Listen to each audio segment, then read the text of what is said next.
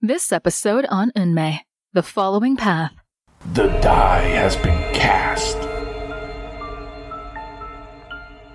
It is late summer in the country of Egypt. The outer walls around the capital city are strong and sturdy, 3 feet thick and over 50 feet high and completely made of marble. On the walls, archers are stationed with bows ready. Right in front of them, unarmed women dressed in teal robes. The army commander is pacing back and forth. And suddenly in the distance, a rider on a horse races from the horizon over the sand dunes. Open the gates! Open the gates! Open the gates! What did you see? Who are they? I don't know, sir. How many are there? Hard to say, but if I had to guess, no more than 1,000 men. Not very equipped either. It seems everyone only brought their own weapon and none to spare. I also didn't see any food storage. 1,000? This doesn't make sense. They're planning to overtake the capital of a city with 1,000 men and low supplies. This is the most fortified city in the country. We have 300,000 fighting men and 200,000 more in reserve. Not to mention our king. He can kill 100 men by himself in an instant. This is not only foolhardy, it's just suicide.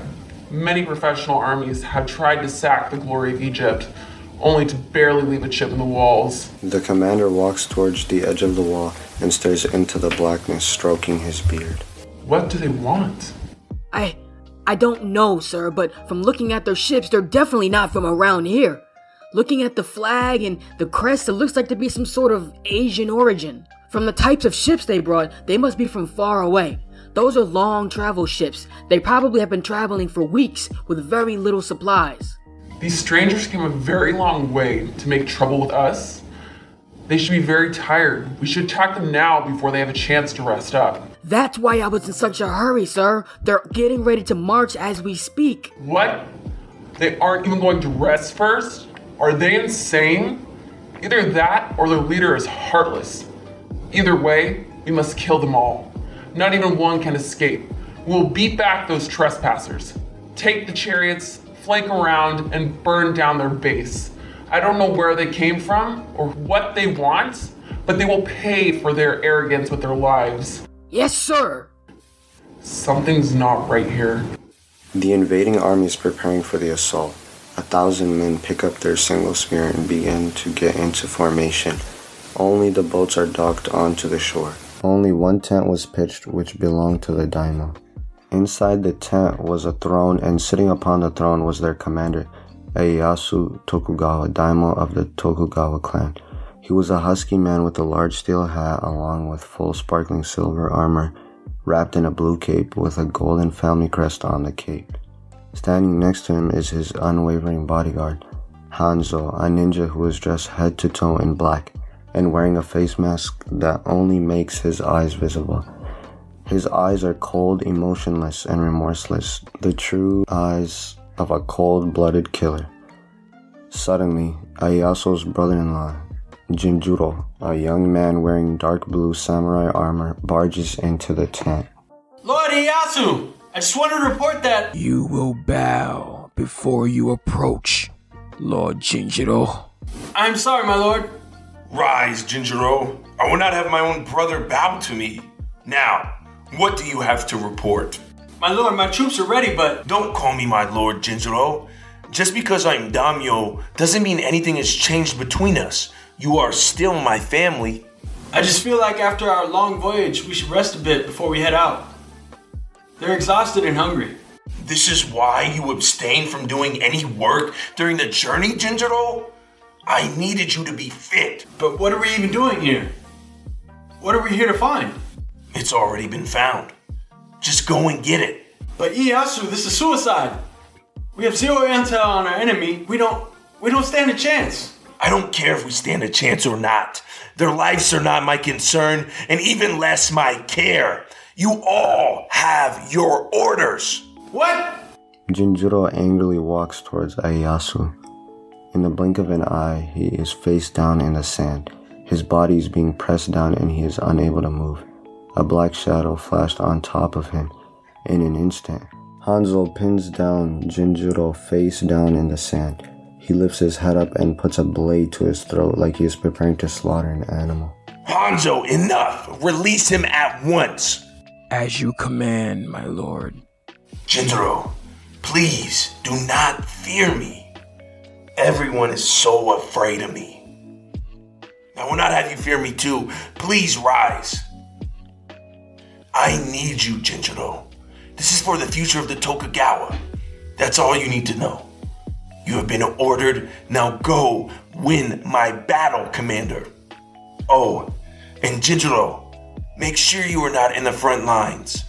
I don't want to have to explain to my wife why her sister is a widow. I'd never hear the end of it. Yes, my lord. I will obey. Hanzo and Ieyasu stay in silence for a moment to make sure that JinJuro really left. Hanzo! Hi. Are you ready? Always. Very well, go. Hi. Hanzo puts 2 fingers in front of his face in the stance of the ramp. Hanzo closes his eyes and deeply inhales. Then with a puff of black smoke, Hanzo vanished. Ieyasu walks back to his throne and sits down. Despite everything that had conspired and everything that was about to happen, Ieyasu is eerily calm. I can only hope that JinJuro is the leader he claims to be. I can't have them being wiped out too quickly. He must give Hanzo enough time. Back on the beach, the Tokugawa soldiers are waiting for their leader to come and march them all to their impending deaths. A lot of these men are teenagers experiencing their first taste of actual combat. JinJuro, however, is a veteran who had seen many battles. JinJuro stands before his soldiers, nervous about what he is going to say to them. He weeps inside his armor. Men! Killers! Fierce warriors of Mikawa. I can read your faces. After a long voyage, you're tired and fatigued. But when I read your faces, I also see that you are eager and ready. That should send chills down the spines of our enemies. All of you men were chosen by our Lord Ieyasu himself. He chose you because you are the biggest, baddest, more fiercest warriors in all of Japan. Now we approach an enemy that we have never seen before. We don't even know what they look like or what they believe in. But I can tell you this. They are a threat to our existence, our way of life, our family. All of you say goodbye to your families out of tradition, but frankly, it was unnecessary. I have a wife at home, children too. I didn't say goodbye to any of them. I just told them that I'm off to work. Because I know that I will return. Whatever awaits us beyond these dunes, we are ready. They think that they are nice and safe behind their fortifications, but they have never faced the likes of us before. We would defend our homes, and we would defend our families. Will we allow them to harm our people? No! Do we know fear? No! And now, brave soldiers, let us go to work and do what it is we do best. I will not allow them to make my wife a widow and my children fatherless. Actually, I am very pissed off that I'll be missing a month of my wife's sweet pork bowl. I think I want to take out my anger on their faces. JinJuro takes out a sword and raises it in the air. The army roars with morale and enthusiasm. For family, for honor, for Mikawa! Very impressive, Lord JinJuro. You have the potential to be a great leader. I thank you for your kind words. However, I feel like I need to cleanse myself. Why is that, my lord? Because I don't believe a word I just said. The truth is I hugged my wife and children harder than I ever had before. I am leading these boys to their deaths, knowing that I will not be sharing their same fate. I feel dirty. Please, dear elder, find your way back to the boats and stay there. I feel that no one else will be leaving the battlefield. All the troops are battle ready. The archers loaded the beach side of the walls. and right behind them the women in teal robes. The shamans with their arms glowing teal. The commander addresses his troops. Soldiers, I have no idea where these strangers came from, but they will not be returning. Our golden archers are the finest in all the world. If they happen to be lucky enough to get past them, our shaman will burn them to a crisp. Even if they are the luckiest sons of bitches on the planet, they cannot scale our walls, nor can they penetrate it. Just sit tight and wait for my orders. It is a beautiful night for a slaughter. The god Tem has smiled upon us. JinJuro marches his troops off the beach over the dunes. Once they reach the top of the dunes, they look upon the monuments, pyramids, and the glory that is Egypt. They murmur to themselves, and their morale begins to waver as they start to realize their odds. During this time, on the opposite side of the castle, high up on the dunes, Hanzo appears with a puff of smoke unnoticed by the Egyptians who were preoccupied on the other side. As he looked upon the kingdom, he exhaled and began making hand signs and chanting. Rin, Pyo, To, Sha, Kai, Jin, Retz, Zai, Zen. Meanwhile, back on the battlefield. Even though it looks like we have the advantage here, do not get cocky. If I could, I would like to finish this with just arrows. Let's not waste the king's magic if we don't have to. Oh yeah, and one more thing. The commander is interrupted by a sudden chill in the air. Then suddenly, snow begins to sprinkle from the night sky. The soldiers looking around at each other in confusion as the snow slowly begins to fall heavier. The commander puts out his hand and catches a few snowflakes and inspects them. The scout runs up to him, attempting to get clarity. Sir, what is going on? What type of magic is this? It's not magic. It's the weather. It's called snow. I've seen this during tours up north. It occurs mainly during the winter in much colder climates. Not as dry, but... Sir? It has to be over 90 degrees out here tonight. Doesn't make any sense. And the snow isn't like normal snow. It's heavy and thick. So, what do you want to... What is the matter with you? Wake up. Wake... What is going on? The commander looks around and notices all his troops yawning, then fall into a deep sleep. Then after a moment, he faces the same fate. At the main gate of the castle, a black puff appears. Hanzo appears once again. He walks up to the wall of the castle and flipped over it in a single bound, effortlessly landing on the inside of the castle walls. Hanzo began to walk to the door of the castle, walking right past the sleeping guards and towards the entrance to the palace. Target located. Hanzo, using the shadows of the night, easily sneaks past the sentry guards scattered through the palace. Making his way all the way to the top floor of the palace, he stops at an empty room. This room looks different than the other rooms. Hanzo enters the room, surveying it from top to bottom.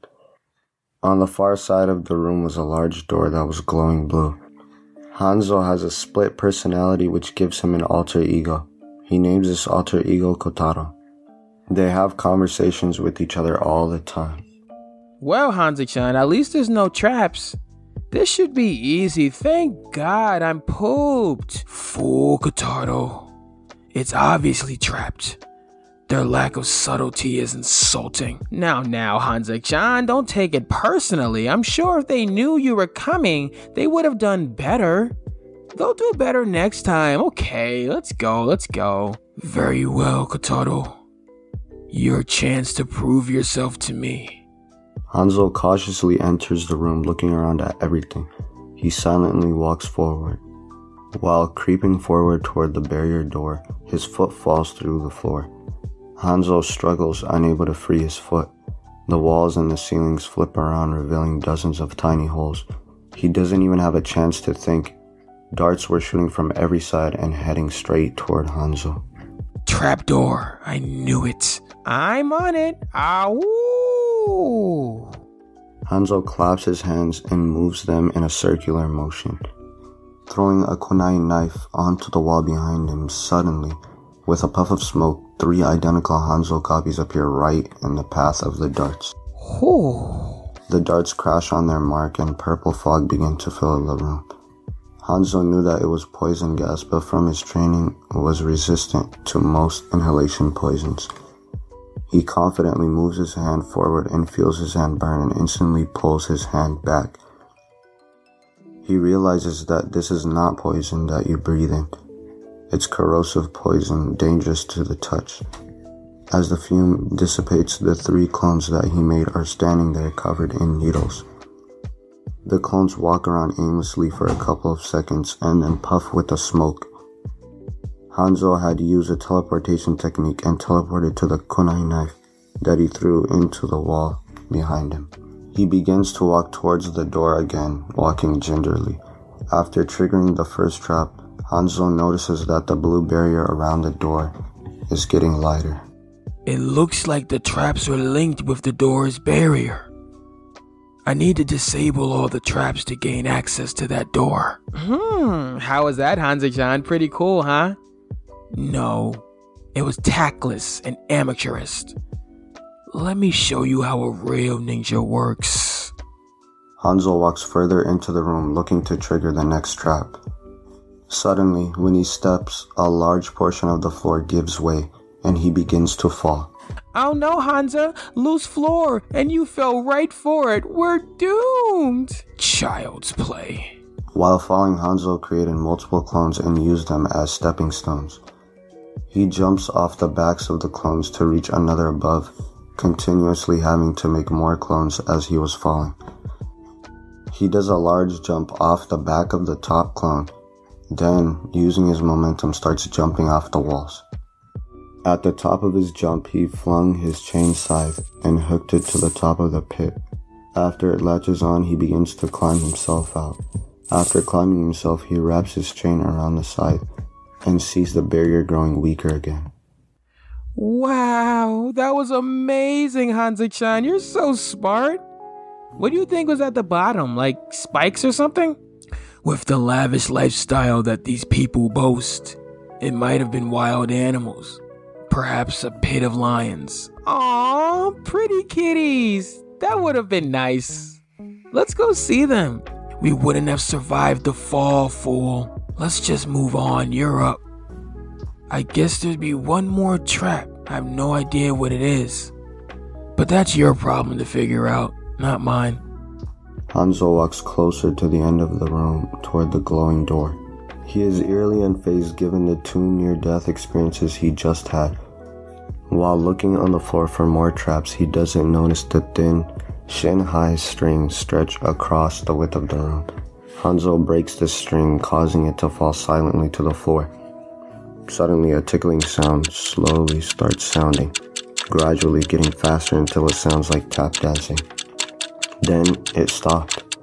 Hanzo frantically looks around the room for the source. Suddenly, the panels on the wall flip over, revealing 2 large circular saws. The saws begin to spin and rotate 90 degrees until they were parallel with the floor. The sound was piercing. Once the saws reached their momentum, they shot out towards Hanzo. Hanzo noticed that they were at different heights. Oh no, we're screwed, Hanzo-chan. Before we die, I just want to tell you, focus. What are you going to do? I got it.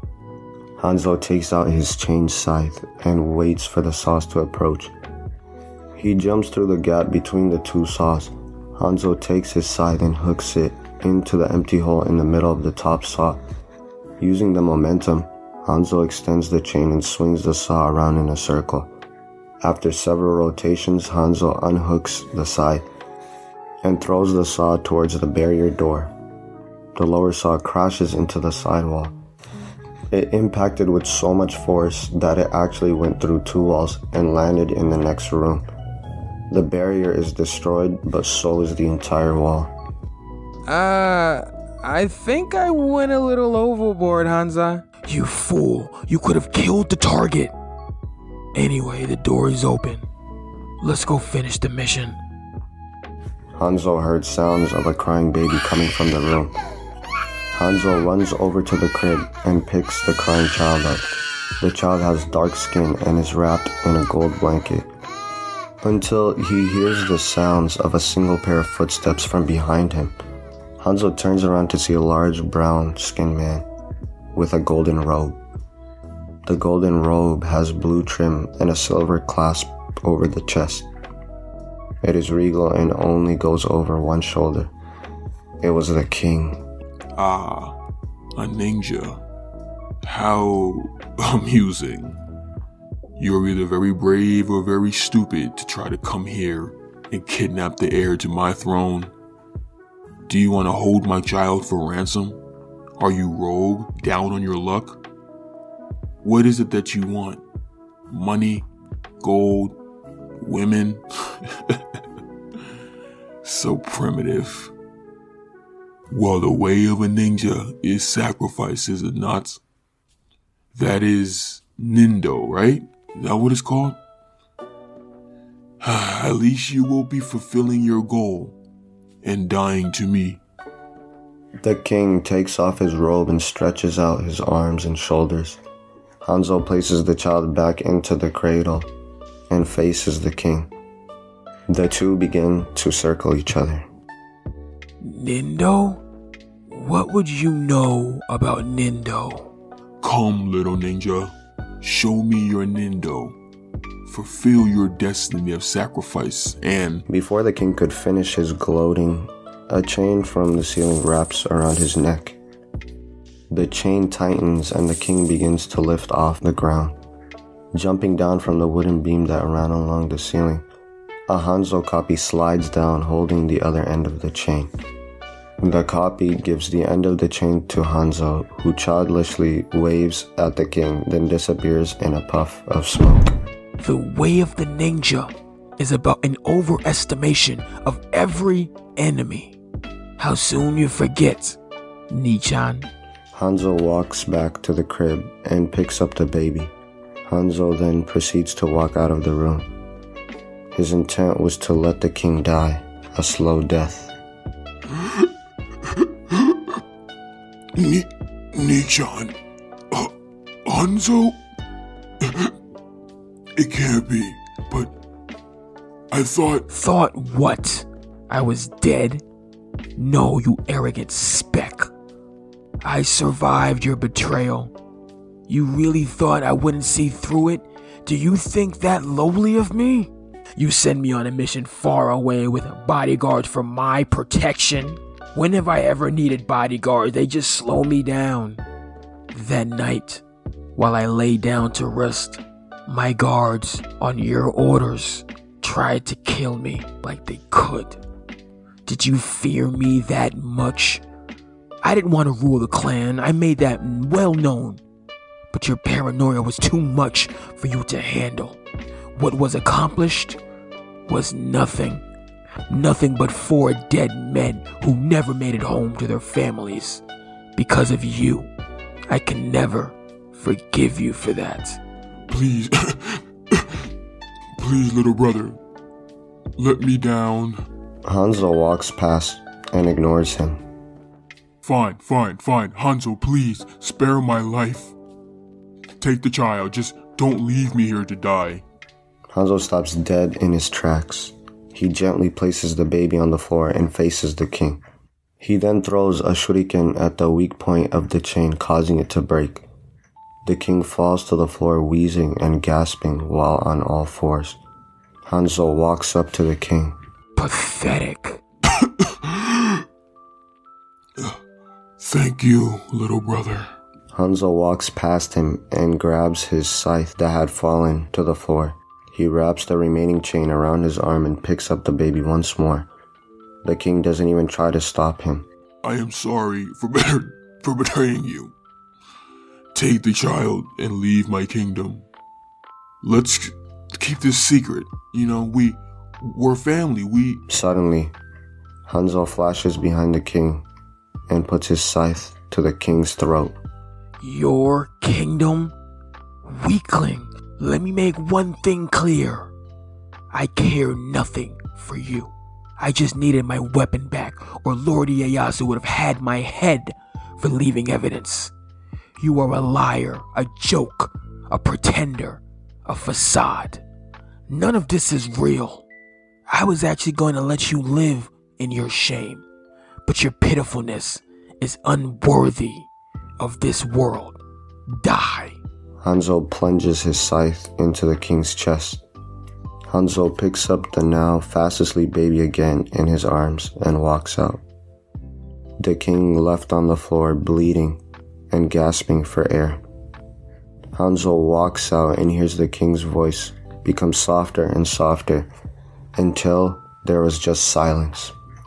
Suddenly, the child glows with a green light. It is so blinding Hanzo must turn his head. Along with the globe, a high-pitched hum comes out of the baby. It grows louder and more deafening. The louder the hum, the brighter the light shined. It was now a bright white glow. Then, as quickly as it began, the piercing hum ceases and the light retracts back into the baby. Everything was silent once again. The child remained sleeping for the whole event. Hanzo picks up the child and begins to walk out of the room. Interesting. Very interesting. I have no idea. I only have speculation. Shut up, Kotaro. You lack the skill to do so. That's Lord Ieyasu to you. Release. Hanzo disappears into a puff of smoke. The Tokugawa army approaches the walls and the sleeping soldiers. The snow begins to lighten, turning into flurries, then a drizzle, then hard rain. The chilly rain begins to wake up the soldiers. They all start to come to their senses and seem to forget what they were doing. The commander wakes up too and rubs his eyes. He stumbles to the wall and looks out into the darkness. He snaps out of it immediately, remembering what was going on. Get your lazy asses up! We're under attack here! The enemy must have put a spell on us. How cute. I think we should show them what real magic is, yeah? After the commander wakes up the troops, they begin hobbling over wooden buckets of glowing green liquid. The archers dip their arrows in the liquid, causing the tips to glow. Next, the shaman woman dressed in green submerge their whole hands in the liquid and begin rubbing it on their arms like they're bathing. They wear garbs in front of their face like a wedding veil. They then perch themselves on the walls in front of the archers. In the distance, JinJuro notices a green glow coming off the walls. Do not attack until I say so. What the hell is going on? Hold here. I need to get a better layout of the land. We are in range of their archers, but it's dark out. As long as you don't move and stay quiet, they shouldn't be able to see us. I'll be right back. JinJuro runs about 200 yards back to the top of the dunes to get a better view. I don't want to waste all night with this. Let's just get this over with and make sure that none of them leave. They're using the dark of the night to hide their movement. Clever, but not good enough. Archers, let's light this place up, shall we? We want to be inviting hosts to our guests, don't we? Lines of green dots begin to fill the air coming from the castle. The arrows are shot randomly, but when they land, they leave a bright glow and green flame. One arrow hits a Tokugawa soldier, causing him to burst into flames. I see you! Concentrate all your fire behind that position. Cut off their escape. No! They found us! JinJuro looks for a way to get back to the front, but is cut off by green flames. He looks upon helplessly as his troops get slaughtered. The enchanted arrows burn the flesh of whatever it touches. The shamans throw green fireballs that explode, leaving nothing but a green skeleton. This is horrible! We're in way over our heads! I have to go see Ieyasu. We must retreat before they all get wiped out. Ieyasu is sitting upon his throne. With a puff of smoke, Hanzo appears right next to him, holding the child in his arms. You're late. My apologies, my lord. I got held up. You? Since when? What is really going on here? My lord, I don't... I'm just kidding with you, my friend. It's a joke. Your track record and success rate is enough to put you above any suspicion. I live to serve you, my lord. Are we ready to move out? No, we have to wait for JinJuro. Would you like me to get him? No need. He'll be here soon enough. Very well. I will attend to the child. My lord! Hanzo retreats to the back of the tent. Seconds later, JinJuro rushes inside the tent and attempts to run up to Ieyasu, but stops halfway there and looks around in search of Hanzo. After he establishes that Hanzo isn't there, he feels comfortable approaching Ieyasu. Ah, JinJuro! You're finally here! My lord! Call me brother. We don't have time for this. The troops are getting annihilated. We have to order the retreat before they're wiped out. No, we are leaving. What? What about the men? Hanzo enters back in the room holding the child and gives the baby to Ieyasu. JinJuro looks at Hanzo and internally cowers, but tries to show himself as tough. As I told you, their lives are no concern to me. I have what we came here for. A child? We sacrifice ourselves for the sake of this child? No, they sacrifice themselves for the sake of this child. We, however, are leaving. Their deaths will buy us time to leave. Ieyasu, don't do this! It's done. The die has already been cast, and we are leaving. I couldn't bear living with myself knowing that I left them to die. Yes, you can. It will be fairly easy, actually. Just forget any of this ever happened. No. I am a samurai. This means that I live by the Bushido code. I will not soil my honor. Ah, yes. Bushido. I remember when that meant something to me. I tend to see things a little more efficiently now. Then I cannot serve you. I don't want your service, just your loyalty. Either way, you're coming back to Mikawa with me. I told you I don't want to hear my wife's mouth. If you do not come with us, I will announce that you died as a traitor. Now, what would that do for your Bushido code? JinJuro picks up his spear and walks towards the entrance of the tent. Right before he exits, he stops and looks back at Ieyasu. Go to hell. Permission to die, brother. Enough of this. Hanzo! Hi. Hanzo flashes directly in front of JinJuro. JinJuro attempts to punch Hanzo. Hanzo dodges the first punch and catches the second one. Hanzo uses his other hand and makes hand signs, then presses 2 fingers onto JinJuro's forehead, leaving a kanji insignia. It shines for a second and JinJuro falls to the ground unconscious. Hanzo drags him to Ieyasu's throne, who was still holding the baby. Let's go. Hanzo lays JinJuro on the floor and does hand signs. Then he puts one hand on JinJuro's unconscious body and the other on Ieyasu's knee. Then all 4 turn into a cloud of smoke and disappear, leaving the tent empty. Only the sound of the ocean can be heard. Suddenly, the elder runs into the tent looking for JinJuro. Lord JinJuro, what about the retreat? It's a bloodbath. I don't think they'll last much. The elder notices that the tent is empty. He begins to piece it together as they were used for fodder that JinJuro and Ieyasu left them. The elder falls to his knees and gets in a seiza posture and closes his eyes.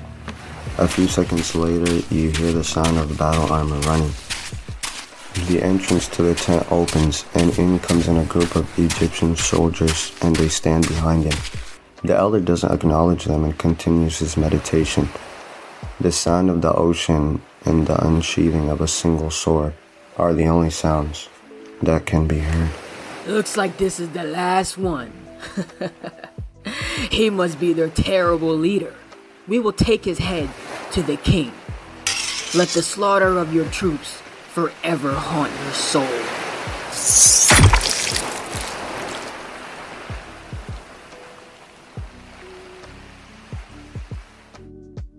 Well, that's it for this week.